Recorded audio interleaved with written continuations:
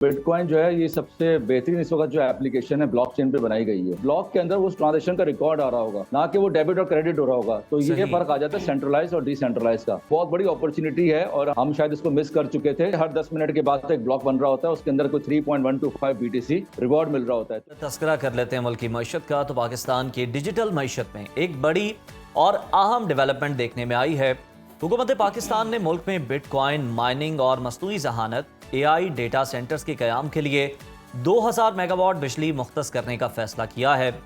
ये इकदाम आलमी रुझानात को मद्देनजर रखते हुए उठाया गया, जहां कई ममालिक अपनी इजाफी तवानाई के इस्तेमाल के लिए क्रिप्टो माइनिंग और डिजिटल डेटा इंडस्ट्री को फरोग दे रहे हैं। और नाजरीन, इसके साथ साथ आपको बताते हैं कि Cambridge bitcoin electricity consumption index की हालिया तहकीक के मुताबिक बिटकॉइन माइनिंग दुनिया भर में सालाना तकरीबन 150 टेरावाट बिजली इस्तेमाल करती है, जो पूरे अर्जेंटीना के सालाना बिजली इस्तेमाल के बराबर है। ऐसे में पाकिस्तान का ये फैसला इंतहाई अहम करार दिया जा रहा है, जिसमें इजाफी बिजली को इस्तेमाल में लाकर न सिर्फ डिजिटल मईशत को वुसअत देना है, बल्कि गैर मुल्की सरमायाकारी और रोजगार के कई मौके भी पैदा करना मकसूद हो चुका है। इस पॉलिसी के तहत सिर्फ क्रिप्टो माइनिंग ही नहीं, बल्कि आर्टिफिशियल इंटेलिजेंस, डेटा सिक्योरिटी और हाई परफॉर्मेंस कंप्यूटिंग जैसे अहम शोबों में भी तरक्की की नई राहें खुलेंगी। लेकिन जहां इस शोबे में बेशुमार मौके मौजूद हैं, वहीं इस फैसले के मुमकिन चैलेंजेस और खतरात भी कम नहीं हैं, जैसे बिजली की तकसीम में अदम तवाज़ुन, साइबर सिक्योरिटी और क्रिप्टो करेंसी से मुतल्लिका आलमी जवाब। इसी अहम पेशरफ्त को समझने और इसके फ़वाइद और नुकसानात पर तफसीलन गुफ्तगू कर लेते हैं। हमारे साथ मौजूद हैं मारूफ क्रिप्टो एक्सपर्ट मोहम्मद हारून साहब। हारून साहब, वेलकम टू सुनो पाकिस्तान। सबसे पहले हमारे नाजरीन की ज़रा सहूलत के लिए, आसानी के लिए ये मुख्तसर बताइए कि ये क्रिप्टो करेंसी या बिटकॉइन क्या है और इसकी माइनिंग किस तरह से होती है, और आज के दौर में इस डिजिटल करेंसी की अहमियत कितनी बढ़ चुकी है? जब देखें क्रिप्टो करेंसी ब्लॉकचेन टेक्नोलॉजी की मैं अगर बात करूं तो ये 2009 से इसका आगाज़ हो चुका था। और बिटकॉइन जो है ये सबसे बेहतरीन इस वक्त जो एप्लीकेशन है ब्लॉकचेन पे बनाई गई है। आपका जो दूसरा सवाल है कि इसको आसान ज़बान में समझाया जाए, तो ये समझ लें कि जिस तरह हमारे पास सेंट्रलाइज सिस्टम होता है, जहाँ पर आप एक ही लेजर के ऊपर डेबिट और क्रेडिट के साथ आप उसको रिकॉर्ड लिखते हैं, यानी कि अगर आपके अकाउंट से पैसे डेबिट हो रहे हैं तो किसी के अकाउंट में वो क्रेडिट हो रहे होंगे। लेकिन अगर आप बात करें ब्लॉकचेन टेक्नोलॉजी की, बिटकॉइन नेटवर्क की, तो वहाँ पे हर ब्लॉक के अंदर वो ट्रांजेक्शन रिकॉर्ड होती हैं जो उस वक्त हो रही होती हैं। यानी कि आज अगर मैं कोई ट्रांजेक्शन कर रहा हूँ, आपको अगर मैं कोई बिटकॉइन भेज रहा हूँ, तो उसका अभी जो ब्लॉक बन रहा होगा, उस ब्लॉक के अंदर उस ट्रांजेक्शन का रिकॉर्ड आ रहा होगा, ना कि वो डेबिट और क्रेडिट हो रहा होगा। तो ये फर्क आ जाता है सेंट्रलाइज और डिसेंट्रलाइज का। जहां तक बात करें माइनिंग की, तो देखें यहाँ पर तो आपको पता है सेंट्रलाइज सिस्टम तो है नहीं, किसी एक के पास अथॉरिटी तो है नहीं। माइनर्स हैं, बहुत सारी मशीनें हैं, 2 करोड़ से ज्यादा लगभग मशीनें दुनिया भर में इस वक्त इस नेटवर्क के साथ अटैच हैं। किसी के पास 1 लाख मशीन का माइनिंग पूल है, किसी के पास 1 मशीन है, किसी के पास 10,000 है। डिपेंड करता है कि वो कितनी बिजली अपने पास जो है वो रिसोर्स पैदा कर सकता है। तो माइनिंग बेसिकली होता ही है कि जो 10 मिनट के बाद एक ब्लॉक बनता है, उस ब्लॉक के अंदर वो तमाम ट्रांजेक्शन, तकरीबन कोई 4 से 6,000 ट्रांजेक्शन रिकॉर्ड हो रही होती हैं, उसका वो अपने पास एक रिकॉर्ड मेंटेन करके उसको ब्लॉकचेन के अंदर रिकॉर्ड कर लेता है हर ब्लॉक को। तो वो ब्लॉक के ऊपर जो रिवॉर्ड मिलते हैं उसको कहते हैं माइनिंग रिवॉर्ड। तो ये अगर इसके हवाले से बात की जाए कि माइनिंग क्या होती है, तो माइनिंग में आपको बिटकॉइन की जो ट्रांजेक्शन रिकॉर्ड करने के बाद जो ब्लॉक का रिवॉर्ड मिलता है उसको हम कहते हैं माइनिंग।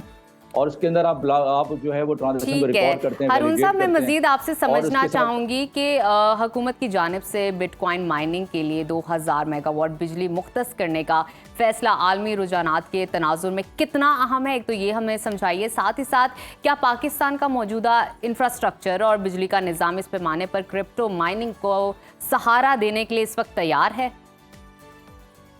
देखिए, मैंने आपको कहा कि हर 10 मिनट के बाद एक ब्लॉक बन रहा होता है, उसके अंदर कोई 3.125 BTC रिवॉर्ड मिल रहा होता है। तो ये एक बहुत बड़ी अपॉर्चुनिटी है और हम शायद इसको मिस कर चुके थे कुछ अर्से से पहले। लेकिन अगर देखा जाए तो ठीक है, आने वाले वक्तों में हर आपको जो है वो ब्लॉक के अंदर रिवॉर्ड मिलते रहेंगे। तो इसके लिए सबसे बड़ा जो आपको रिसोर्स चाहिए वो है बिजली।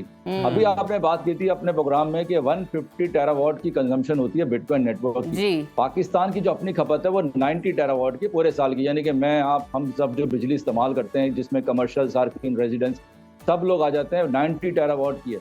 तो जितना ज्यादा आप कंट्रीब्यूट करेंगे, यानी कि उस 150 टेरावाट में अगर आप उसका 1% भी लगाएं, यानी कि वो बनता है तकरीबन कोई 1%, 1.5 टेरावाट। अगर वो 1.5 टेरावाट आप बिजली पूरे साल मुख्तस कर देते हैं बिटकॉइन की माइनिंग के लिए, तो उसी हिसाब से वो परसेंटेज आपको 1% के हिसाब से आपको पूरे साल का जो बिटकॉइन का रिवॉर्ड है 1,65,000 बिटकॉइन मिलते हैं, वो आपको उसका तकरीबन कोई 1% आपको मिल सकता है। आप अंदाजा लगा लें कि एक 1600 कुछ आपके पास बिटकॉइन एक साल में आप बना सकते हैं, माइन कर सकते हैं। अब सारी बात होती है बिजली की। अभी आपको पता ये मालूम चला होगा कि अभी 2000 मेगावाट जो है वो हमारे ब्लॉकचेन और जो AI सेंटर हैं उनके लिए वो मुख्तस की गई, लेकिन इसमें जो ज्यादा जो इस्तेमाल होगा ना वो आपके ब्लॉकचेन यानी कि आपके माइनिंग में इस्तेमाल हो जाएगी बिजली। अब इस 2000 मेगावाट को देखना ही है कि 2000 मेगावाट क्या पूरे साल के लिए जब मुख्तस कर देंगे तो हम उस हिसाब से कितने बिटकॉइन हम माइन करने की ताकत हासिल कर सकेंगे।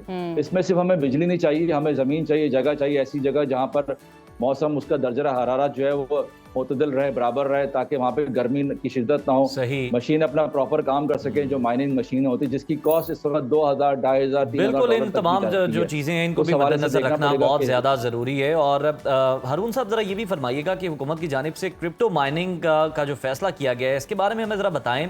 ये क्रिप्टो माइनिंग फॉर्म्स कैसे होंगे और इनके काम करने का तरीकाकार क्या होगा? देखिए, इसके लिए तो सबसे पहले आपको जगह मुख्तस करनी पड़ेगी। कहते ही है कि IPPs के पास जहाँ बिजली की इजाफी जो है उनके पास है मौजूद है, तो उसी IPPs के आसपास ही कोई जगह मुख्तस करें। ज़मीन तो है गवर्नमेंट के पास। अब बात करते हैं इन्वेस्टमेंट की। सबसे बड़ी जो इन्वेस्टमेंट आपकी आती है इसमें जो आपकी कॉस्ट आएगी, फिक्स कॉस्ट, वो आपकी मशीन की कॉस्ट है। एक मशीन भी इस वक्त लगभग कोई 2000, 2500, 3000 डॉलर की आती है, जिसकी जो कैपेसिटी है वो 1200 वाट भी है और 2000 वाट भी है। अगर आप लगा लें 2000 वाट के हिसाब से, तो अब आपको 2000 मेगावाट के लिए तकरीबन अगर हम एक रफली अंदाजा लगाएं तो 10-11 लाख हमें मशीनें चाहिए होंगी। तो अब 10-11 लाख मशीनों को आप मल्टीप्लाई, अगर आप एक बड़ी सीरियस नोट पे बात करना चाहते हैं कि यार वाकई पाकिस्तान जो है अपने पास क्रिप्टो रिजर्व बढ़ाना चाहता है, बनाना चाहता है, बिटकॉइन को रखना चाहता है, तो वो करे ये कि अपने पास एक इन्वेस्टमेंट यानी कि पब्लिक प्राइवेट पार्टनरशिप के तहत ऐसे बड़ी पार्टीज को इन्वाइट करें जो पाकिस्तान में इन्वेस्टमेंट करना चाह रही हैं इन बिटकॉइन माइनिंग। तो अब आप देखेंगे इसके लिए आपको जगह भी मिल जाएगी, आपके पास मशीनें भी आ जाएंगी, और 2000 की मेगावाट कैपेसिटी पर आवर के हिसाब से अगर आप देखें तो ये एक पाकिस्तान क्रिप्टो काउंसिल का मेरे ख्याल से एक बहुत अच्छा इकदाम है। पाकिस्तान अगले अपने आप को अगर 5 साल 10 साल देखे तो एक अरसे बाद जाके पाकिस्तान के रिजर्व का ये हिस्सा बन जाएगी बिटकॉइन। और इसके अलावा जो आपका क्रिप्टो रिजर्व है वो आपका GDP में बहुत अच्छा रोल प्ले करेगा। और ये जो हम कहते हैं कि हम IMF के कर्जे से निजात हासिल कर लेंगे, उसकी सबसे बड़ी जो वजह होगी वो हमारी बिटकॉइन की माइनिंग होगी। तो बिटकॉइन की माइनिंग करने से पाकिस्तानी गवर्नमेंट को सिर्फ फायदा नहीं होगा, बल्कि इसमें आवाम भी चाहे तो उसको भी भरपूर शिकस्त अदा करनी चाहिए, ताकि अगर वो समझते हैं, आपको पता आजकल इंडस्ट्री का हाल, मईशत का हाल इतना अच्छा नहीं है, लेकिन जो लोग बैठे हुए पैसा जिनके पास मौजूद है, जिनके पास सरमायाकारी मौजूद है, तो उनके लिए बहुत अच्छा इकदाम होगा कि वो भी माइनिंग की तरफ। बिल्कुल, लोगों के पास सरमाया मौजूद है लेकिन उन्हें वो दुरुस्त मौके मुयसर नहीं है जहाँ पर वो ये इन्वेस्ट कर सके। तो ये बड़ा बेहतरीन मौका है और आवाम को बहुत ज़्यादा फ़ायदा होगा। और जैसा कि हारून साहब ने बताया, हुकूमत से ज़्यादा फ़ायदा आवाम को होगा।